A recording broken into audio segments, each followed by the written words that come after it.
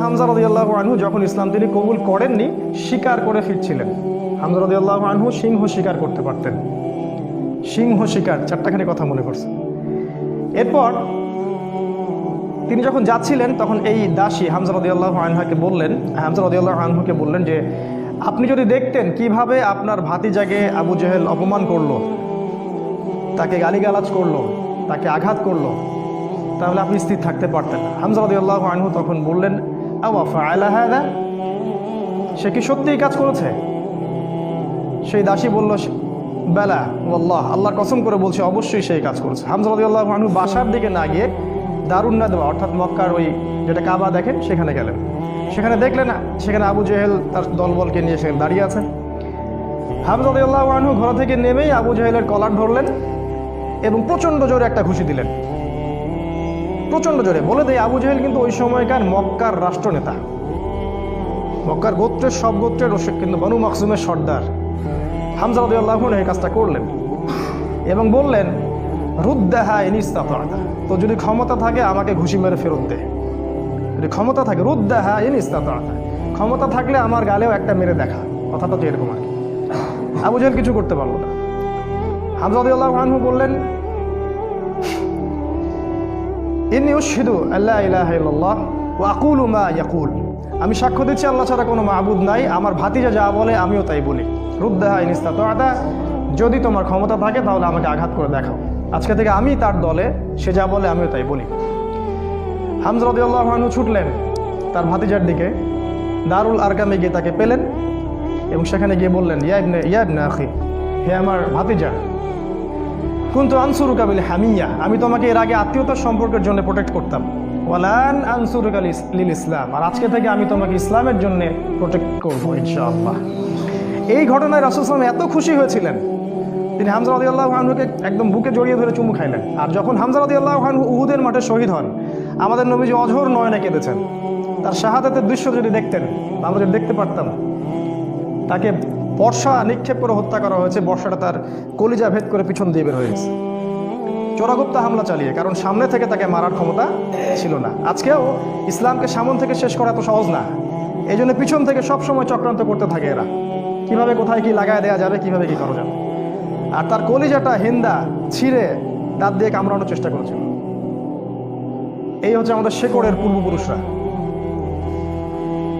তাই এই ঘটনাটা উমর রাদিয়াল্লাহু আনহু দেখেছিলেন ওই দিন, এই ঘটনাটা উমর রাদিয়াল্লাহু আনহু দেখলেন এবং বাসায় গিয়ে তিনি চিন্তা করতে থাকলেন যে সব ফাসাদের মূল মনে হয় মুহাম্মদ, এই ব্যক্তিটার কারণেই আরবের মধ্যে বিভক্তি সৃষ্টি হচ্ছে, ফিতনা ফাসাদ সৃষ্টি হচ্ছে। তাহলে আমার করণীয় কি? আমিও তো একটা গোত্রের নেতা, তিনি আদি গোত্রের নেতা ছিলেন, তো তিনি খোলা তরবারি হাতে চললেন, এবার তিনি নবীজিকে হত্যা করলেন। ওই যে ঘটনাটা জানেন আপনারা, পথিমধ্যে একজনের সাথে দেখা হলো, সে বলল যে নবীজিকে হত্যা করার আগে তুমি তোমার বোন আর ভগ্নিপতির বাসায় যাও, তারা তো ইসলাম কবুল করেছে। তিনি আসলেন, এসে দরজা যখন নক করলেন, দরজার আড়াল থেকে শুনতে পারলেন ভিতরে তিলাওয়াত হচ্ছে কিছু একটা, সূরা তাহা তিলাওয়াত হচ্ছিল, তাহা মা আনজালনা আলাইকাল কুরআনা লিতাশকা ইল্লা তাযকিরাতাল লিমান ইয়াখশা তানজিলাম মিম্মান খালাকাল আরদা ওয়াস সামাওয়াতিল উলা আর রহমান আলাল আরশি ইস্তাওয়া। তিনি দরজা খুলে ঢুকলেন এবং জিজ্ঞাসা করলেন, মা কুনতুম তাকরাউন, তোমরা কি পড়ছিলে? বোন অস্বীকার করলো যে আমি কিছু না, তাহাদ্দাসনা বাইনানা, আমরা পরস্পরে কথা বলছিলাম। তখন তিনি বললেন যে ফালা তাকযিবা কুনতু সামি'তু ইন্নাকুমা সাবাতুমা, তিনি বললেন যে আমি শুনেছি তোমরা দুইজনে সাবা হয়ে গেছো, মানে বেদিন হয়ে গেছো, মিথ্যা বলবে না আমার কাছে। তখন তার ভগ্নিপতি বললেন, ইয়া ওমর হাল রাইতা হাক্কান ফি গায়রি দীনি, এই কথাটা বললেন, হে ওমর তুমি কি ইসলাম ছাড়া অন্য কোনো দিনের মধ্যে হক খুঁজে পেয়েছো? তখন তিনি বুঝতে পারলেন সত্যি সত্যি ইসলাম কবুল করেছে। তিনি মারধর শুরু করলেন, এক পর্যায়ে বোনকে থাপ্পড় মারলেন, রক্তাক্ত হয়ে গেলেন এবং তার বোন তখন তার নাকের উপরেই বললেন যে শাহিদতু আল্লা ইলাহা ইল্লাল্লাহ ওয়া আন্না মুহাম্মাদান আবদুহু ওয়া রাসূলুহু ইফআল মা শি'তা, তোমার যা ইচ্ছা তুমি তাই করো, আমি সাক্ষ্য দিচ্ছি আমরা যে আল্লাহ ছাড়া কোনো ইলাহ নাই এবং মুহাম্মদ আল্লাহর রাসূল সাল্লাল্লাহু আলাইহি ওয়াসাল্লাম। উমর রাদিয়াল্লাহু আনহু ঠান্ডা হলেন এবং যেহেতু বোনকে মারছেন, একটা ভালোবাসা তো কাজ করে, মাথা যখন ঠান্ডা হলো তিনি জিজ্ঞাসা করলেন যে তোমরা কি পড়ছিলে? তিনি বললেন, নাচিন ইয়া উখতি, আমাকে ওই কাগজটা দাও হে আমার বোন, আমি একটু পড়ে দেখি। প্রথমে তিনি দিতে চান নাই, পরে তার ভগ্নিপতি বললেন, তার স্বামী তাকে বললেন যে ইশারা করলেন তাকে দেও, কারণ তারা জানতেন উমর রাদিয়াল্লাহু আনহু একজন স্বচ্ছ মনের মানুষ ছিলেন, মানে হয় হকের পক্ষে নাহলে বাতিলের পক্ষে, মন একদম ফ্রেশ, ভিতরে কোনো প্যাচ নাই, মানে আমাদের মতো না কিন্তু, মানে কিছু কিছু হকে আবার কিছু কিছু বাতিলে, দেখেন না সুবিধা খোঁজে, আজকে যদি অনুকূল থাকে তাইলে প্রতিকূল থাকলে নাই, এই টাইপের ছিলেন, একদম স্ট্রেট ফরওয়ার্ড যে আমি হয় এদিকে আছি না এদিকে। এবার ওমর রাদিয়াল্লাহু আনহু সেই ওই চিরকুটটা পড়া শুরু করলেন, সেখানে ওই সূরা তাহা লেখা ছিল, এবং বলে রাখি ওই সময় আরবে মেবি আমি একটু ভুল হতে পারি, 16 থেকে 17 জন পড়াশোনা করতে পারতেন, 16 থেকে 17 জন লেখাপড়া করতে পারতেন, বাকিরা লেখাপড়া করতে জানতেন না। ইভেন আমাদের নবী সাল্লাল্লাহু আলাইহি ওয়াসাল্লামও লিখতে পড়তে জানতেন না, ওমর রাদিয়াল্লাহু আনহু পড়তে জানতেন। তিনি পড়লেন এবং পড়ে বুঝতে পারলেন, যখন তিনি সূরার তেলাওয়াত করতে করতে করতে করতে এই আয়াতে আসলেন, সূরা তাহার দেখবেন প্রায় এই যে 10 থেকে 20-এর মধ্যে আয়াতগুলো আছে, যে তাদেরকে অবকাশ দাও সেই দিন পর্যন্ত, জালেমদেরকে অবকাশ দাও সেই দিন পর্যন্ত যখন আল্লাহ পাক তাদের প্রত্যেককে ধরে ধরে হিসাব নেবেন। এই আয়াতগুলো যখন তিনি পড়তে লাগলেন তখন তার হৃদয়টা গলে, মানে আল্লাহর কালাম তো তিনি বুঝতে পারছেন তিলাওয়াত, তিনি আর থাকতে পারলেন, স্থির থাকতে পারলেন না। তিনি একটা কথা বলেন, আমিন হাদা ফাররাত কুরাইশ, কুরাইশরা কি এটা থেকেই পালাচ্ছে? তার ইশারা করলেন যে কুরাইশরা এখান থেকেই পালাচ্ছে। তিনি চোখ দিয়ে দরদর করে পানি পড়তে লাগলেন এবং তিনি বললেন, খুজুনি ইলা রাসূলিল্লাহি ওয়া আসহাবিহি, আমাকে আল্লাহ রসুল এবং তার সাহাবীদের কাছে নিয়ে চলো, আযহাবু ইলাইহি ওয়া আসলিমু, আমি তার কাছে যাব এবং ইসলাম কবুল করব। তিনি চললেন দারুল আরকামের দিকে, সেখানে ছিলেন হামজা রাদিয়াল্লাহু আনহু, ওই যে কিছুদিন আগে ইসলাম কবুল করছেন। হামজা রাদিয়াল্লাহু আনহু একজনকে পাঠালেন, দরজায় দেখো কে নক করছে। সে গিয়ে দেখলো, সাহাবীর নাম সম্ভবত খাব্বাব রাদিয়াল্লাহু আনহু। তিনি দেখলেন ফুটা দিয়ে যে ওমর ইবনুল খাত্তাব দরজার বাইরে তরোয়াল হাতে আছে। তিনি ভয় পেয়ে গেলেন, ভিতরে এসে বললেন, ক্বাদ জাআ ইবনুল খাত্তাব বিসাইফ, ইবনুল খাত্তাব তরবারি হাতে এসেছে। তখন ওমর, সবাই ভয় পেয়ে গেলেন, আবু বকর সিদ্দিক সহ, যে এবার না জানি কি হয়, কিয়ামত হয়ে যাবে এখানে, কারণ তার প্রচণ্ড রাগ ছিল। তিনি যে কত বড় যোদ্ধা ছিলেন সেটা বদরের মাঠে গেলে বুঝতে পারবেন, বদরের মাঠে আমরা যখন যাবো ইনশাআল্লাহ। তো হামজা রাদিয়াল্লাহু আনহু বললেন, মা লাকুম ক্বাদ ওয়াজিদতুম, তোমাদের কি হয়েছে, তোমরা ভয় পাচ্ছ কেন? ইফতাহু লাহুল বাব, তার জন্য দরজাটা খুলে দাও। লাউ ইউরিদ বিহি খায়রান ইয়াসলিম, সে যদি উত্তম কিছুর জন্য আসে ইসলাম কবুল করবে। আও ইউরিদ গায়রা যালিক ইয়াকুনু কতলুহু আলাইনা হাইয়িনা, আর যদি ও খারাপ কোনো ইন্টেনশন এখানে আসে, ওকে আমরাই ধরে মেরে ফেলে দিব। এই যে হামজা, উনিও কাউকে টারান না, তুমি এত বড় যোদ্ধা তো কি হয়েছে, আমরাও তোমার চেয়ে কম না। তো তিনি ওমর রাদিয়াল্লাহু আনহুর কলারটা ধরে ভিতরে নিয়ে আসলেন, নিয়ে এসে দরজার সাথে ঠেকিয়ে দিয়ে বললেন যে আলা তানতাহি হাত্তা ইয়ানজিলাল্লাহু বিকা কারিয়া, আলা তানতাহি হাত্তা ইয়ানজিলাল্লাহু বিকা কারিয়া, তুমি কি ততদিন পর্যন্ত বিরত হবে না যতদিন না আল্লাহ পাক তোমার উপরে কোনো শাস্তি আযাব পাঠাচ্ছেন আসমান থেকে? এইভাবে তিনি ধমক দিলেন আর কি। তো ওমর রাদিয়াল্লাহু আনহু ঠান্ডা হলেন, কারণ উনি তো ইসলাম কবুল করতে সেখানে আসছেন। এরপর রাসূল সাল্লাল্লাহু আলাইহি ওয়াসাল্লাম সেখানে বের হলেন, তিনি রাসূলের সামনে দাঁড়িয়ে, ওমর ইবনুল খাত্তাব রাসূলের সাল্লাল্লাহু আলাইহি ওয়াসাল্লামের সামনে দাঁড়িয়ে বললেন, ইয়া রাসূলুল্লাহ, হে আল্লাহর রাসূল, জিতুকা উমিনু বিল্লাহি ওয়া রাসূলিহি, আমি আল্লাহ এবং তার রাসূলের প্রতি ঈমানদার হয়েই এখানে এসেছি। ওয়া বিমা জিতা বিহি মিন ইনদিল্লাহ, এবং আপনি আল্লাহর পক্ষ থেকে যে কিতাব নিয়ে আসছেন তার প্রতি ঈমানদার হয়েই আমি এখানে আসছি। কালিমা সাক্ষ্য দিলেন, রাসূলকে বুক ভরে বললেন যে এর আগ পর্যন্ত আমি ইসলামের যে বিরোধিতা করেছি, আজকের পর থেকে আমি ইসলামের পক্ষের শক্তি হয়ে কাজ করবো ইনশাআল্লাহ। আর তোমরা ইসলাম আমার আগে কবুল করে যত নেকি কামাই করেছো, আজকে থেকে ইনশাআল্লাহ আমি তোমাদেরকে টক্কর দিব ইনশাআল্লাহ। তিনি ঘর থেকে বের হয়ে গেলেন, প্রথমে গেলেন আবু জেহেলের বাসায়। আবু জেহেলের বাসা নক করে বললেন, হ্যালো আলিমতা আন্নী ক্বাদ আসলামত, তুমি কি জানো যে আমি ইসলাম কবুল করেছি? বুকের পাঠা দেখছেন,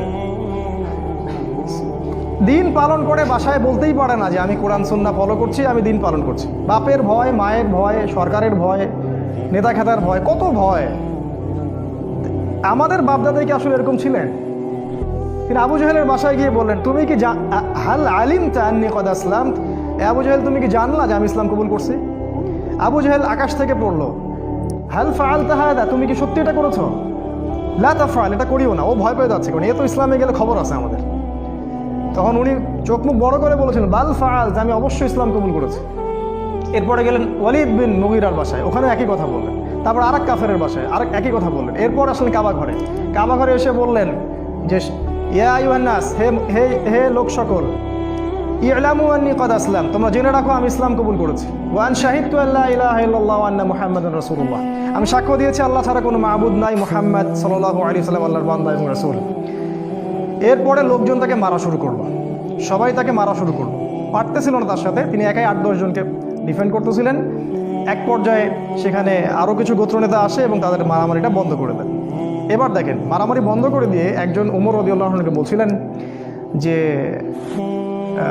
আফালা কুনতা কাতামত, ওমর তুমি কি চুপ থাকতে পারতে না? এই যে আমাদের হিকমা আছে না, চুপ থাকো, ওমর তুমি কি চুপ থাকতে পারতে না?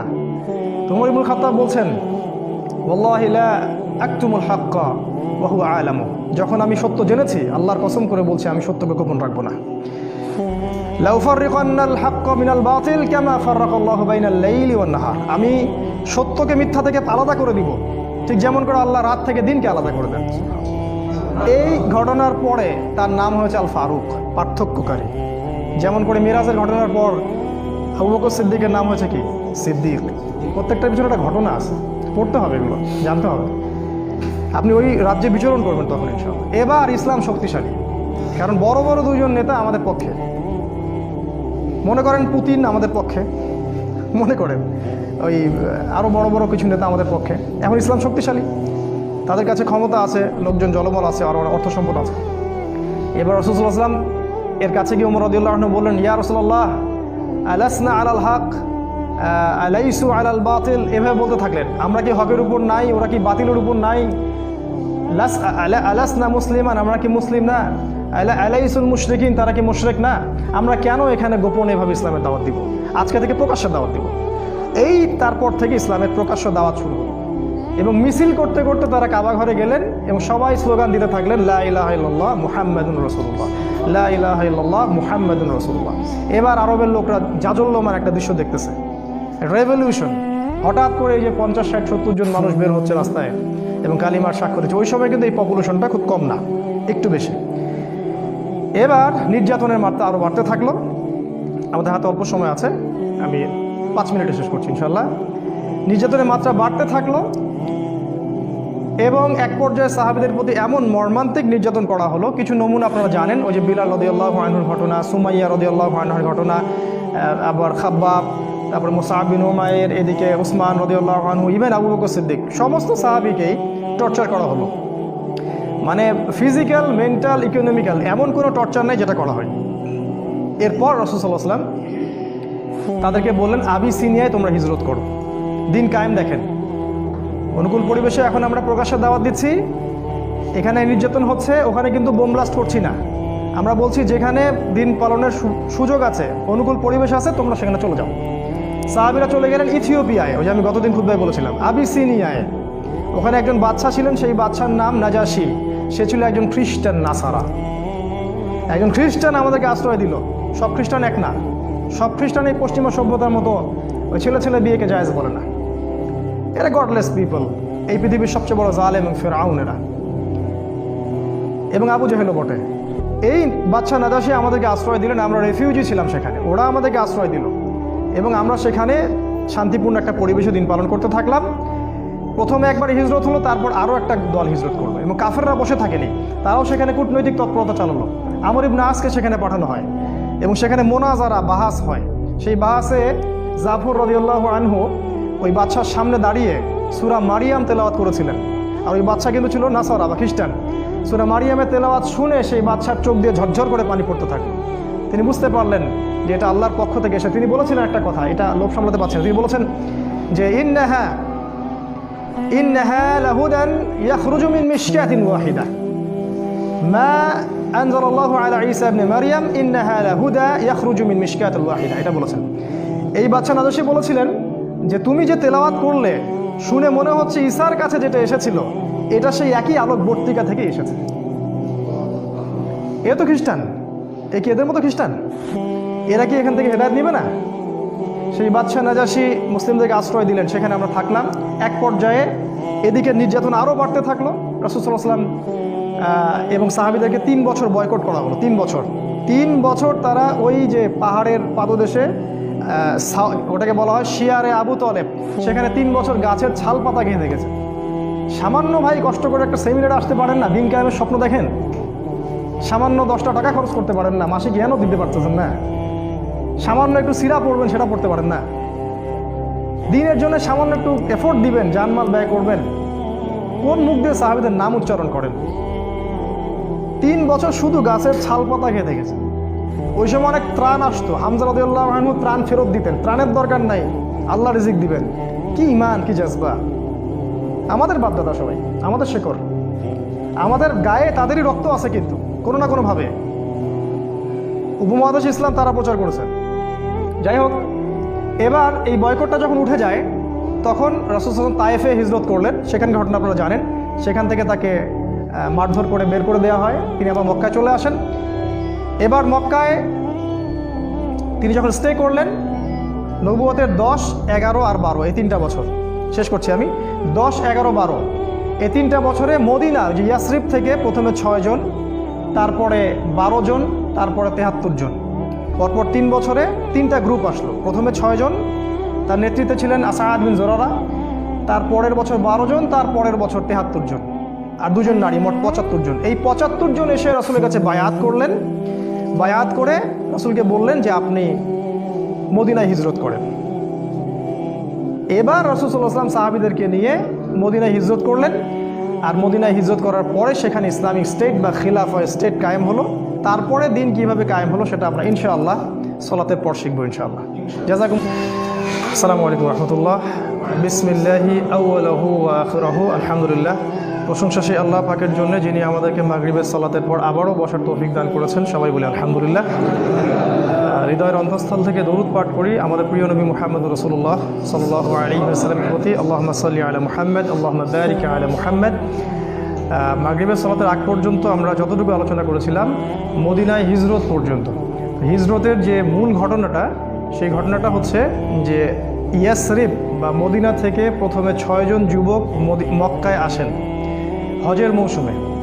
হজ কিন্তু তখনও ছিল, মানে এই হজ সিস্টেম না, বিকৃত হজের সিস্টেম। কারণ তারা দাবি করতো যে আমরা ইব্রাহিম আলাইহিস সালামের রিলিজিয়ন ফলো করি। মক্কার কুরাইশরা এটা দাবি করতো আমরা ইব্রাহিমই দিন ফলো করি, এই জন্য তারা হজও কিন্তু করতো। এখনও দেখবেন, এখনও যারা মুশরিক আকীদা লালন করে তারাও কিন্তু বছর বছর হজমরা ঠিকই করে, তো এটা নতুন কিছু না। তো এই হজের মৌসুমে ইয়াসরিব থেকে প্রথমে 6 জন যুবক এই মক্কায় আসে হজ করতে, যারা আগে শুনেছিল যে শেষ জামানায় একজন নবী আসবেন। এই যে শেষ জামানা সম্পর্কে সচেতনতা, এটা নতুন কিছু না, এটা সবাই করেছে আগে যুগে যুগে। ইহুদিরা খুঁজে খুঁজে বেড়াতো যে কবে নবী বের হবে, আমরা কবে তার কাছে বায়াত নিব। যখন দেখলো নবী ইসমাইল আলাইহিস সালামের বংশ থেকে আসছে, তখন তারা আর সেখান থেকে বায়াত নিল না, উদ্ধত অহংকার করলো। অথচ আমরা কিন্তু ওদের কাবা বাইতুল মাকদাসকে কেন্দ্র করে দীর্ঘদিন নামাজ পড়েছি। এটা বোঝানোর জন্য যে একই সোর্স থেকে সব নবী এসেছেন। যাই হোক, এই 6 জন যুবকের নেতৃত্ব দিয়েছিলেন আসাদ বিন জুরারাহ রাদিয়াল্লাহু আনহু নামে একজন সাহাবী। তিনি রাসূল সাল্লাল্লাহু আলাইহি ওয়াসাল্লামের সাথে দেখা করলেন 6 জন সাহাবীকে সাথে নিয়ে। আমাদের নবীজি সাল্লাল্লাহু আলাইহি ওয়াসাল্লাম কোরআন পাঠ করে শোনালেন, তাদেরকে ইসলামের দাওয়াত দিলেন এবং এই 6 জন ইসলাম কবুল করলেন আলহামদুলিল্লাহ। এই প্রথম মদিনা থেকে কেউ এসে ইসলাম কবুল করলো। এর আগ পর্যন্ত দেখলেন দীর্ঘ 10 বছর কত চড়াই উতরাই আমাদেরকে পার হতে হলো। এদিকে কাফেরদের নির্যাতন কিন্তু ব্যাপক হচ্ছিল। বয়কট করেছে 3 বছর, তার পরের বছর খাদিজা রাদিয়াল্লাহু আনহা মারা যান, একই বছর চাচা আবু তলেবও মারা যান, মাত্র 3 দিনের ব্যবধানে সম্ভবত। এবং এতে করে নির্যাতন আরও বেড়ে যায়, ওখানে থাকা আমাদের জন্য কষ্টকর হয়ে যায়। তখন নবীজি চাচ্ছিলেন হিজরত করার জন্যেই, আল্লাহ পাকের আদেশের অপেক্ষা করছিলেন। এই জন্য প্রথমে তিনি আবিসিনিয়ায় পাঠিয়েছেন সাহাবীদেরকে, তারপর নিজে গিয়েছেন তায়েফে।